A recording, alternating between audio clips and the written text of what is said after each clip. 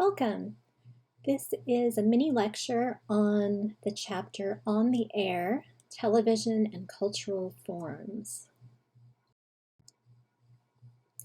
So our chapter starts out by saying that television isn't always television anymore, at least not the television that we were used to many years ago. Television now has many digital alternatives such as Netflix, Hulu, Apple TV, etc. The content of network television, so ABC, NBC, CBS, is restricted by the sponsors who show commercials during the programming. But streaming and cable sources do not have these restrictions. Therefore, the programs on streaming and cable sources can dare to go where TV never went before. Orange is the New Black is an example of such a series, depicting explicit sexuality and daring stories.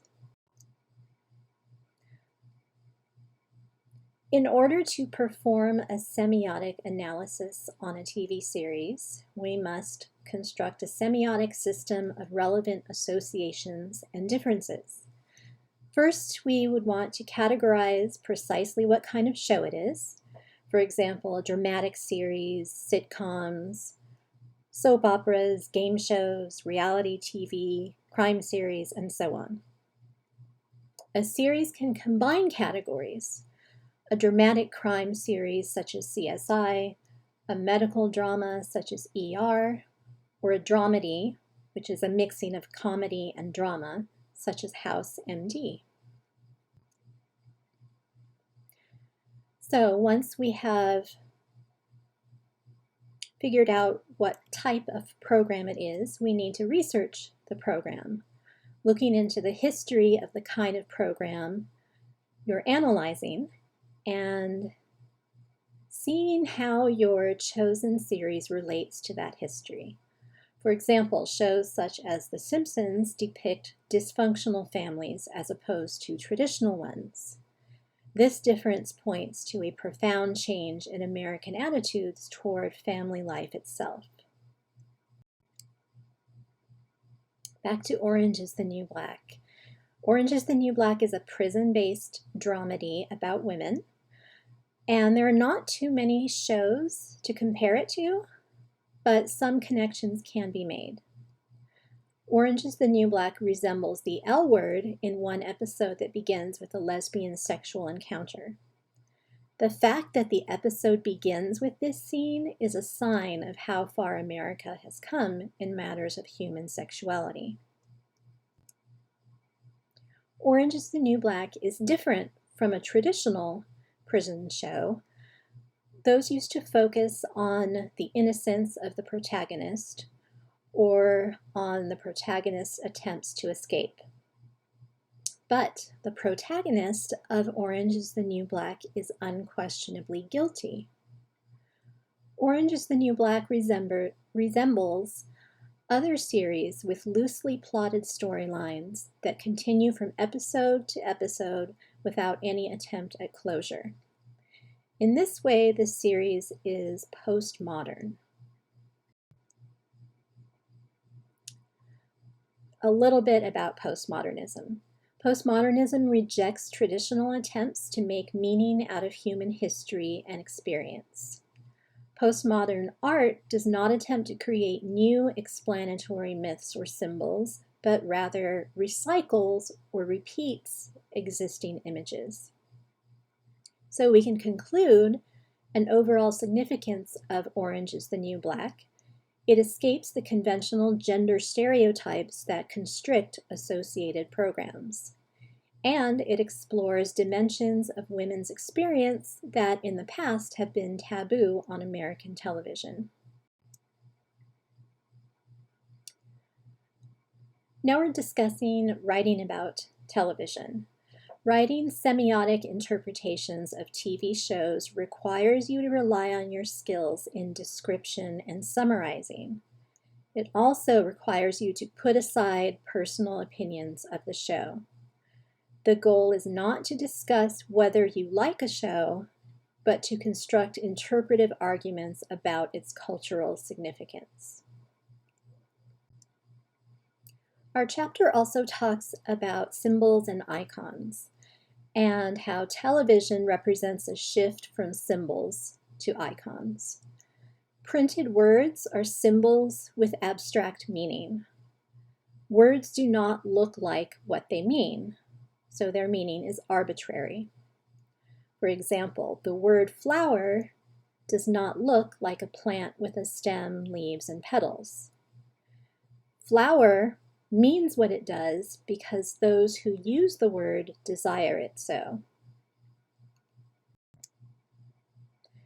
An image does resemble its object and is not entirely arbitrary.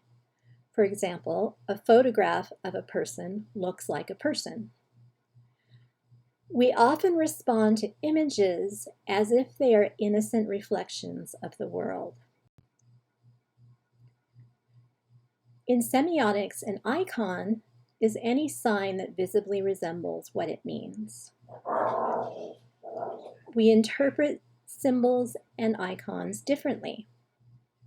We use cognitive abilities to interpret a symbol or a word, but we use more vision than cognition to interpret an icon.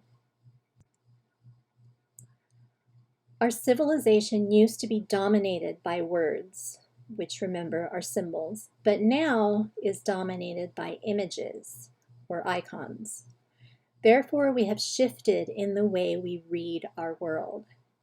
For example, the symbols on the printed page yield to the icons that we see on a screen. Icons, such as images we see on television and on the internet, are so prevalent that we are tempted to take them at face value. So we view them uncritically and passively. Icons, too, are signs, images that people construct to carry ideological meanings. Therefore, we must actively look for underlying significance. Talking about reality television, in psychoanalytic theory, a type of humor known as Schadenfreude means taking pleasure in the misfortunes of others. Early reality television, such as Candid Camera, played on the audience's laughter at people's blunders. More recent reality TV has introduced a game show element, such as the audience voting for participants, as in Survivor, The Voice, etc. So what is the significance of this game show element? Viewers imagine themselves as the contestants. We can pretend that we too can become rich and famous without much effort. Schadenfreude fits in when viewers are happy to see losers exit the show. We also feel superior to the annoying contestants, therefore making ourselves feel better. A good deal of reality TV today expresses the values and desires of its highly segmented audiences, not its hostilities. Reality TV often presents its audiences with visions of their versions of an ideal life. For example, working-class Americans identify with shows such as Ice Road Truckers. Homeowners watch do-it-yourself programs to help them maintain their houses. Television once pulled America together in that we watched the same limited programming on the same limited number of networks. But now television is helping to pull us apart by offering so many choices in network, cable, and digital TV. Each draws us further into our own self-mirroring realities. Thank you.